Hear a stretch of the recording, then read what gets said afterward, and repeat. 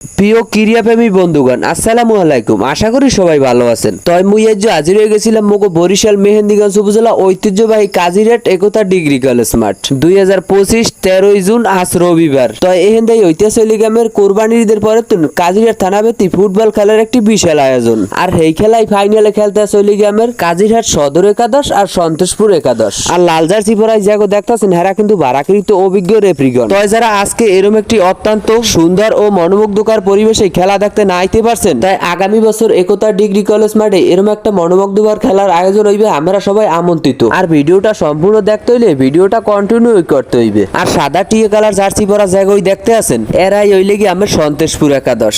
আর প্রথমেই মাঠের সর্বনিয়ম কানুনের মাধ্যমে কিন্তু খেলা পরিচালনা হইবে। আর মোরাই আছি মাঠের মাঝ প্রান্তে। আর পূবদারে কালা কালার জার্সি পরা জায়গায় দেখতেছেন, এরা কিন্তু কাজিরাট সদর একাদশ। তাই খেলার প্রথমেই জাতীয় সঙ্গীতের জন্য প্লেয়ার প্রস্তুত হয়ে গেল।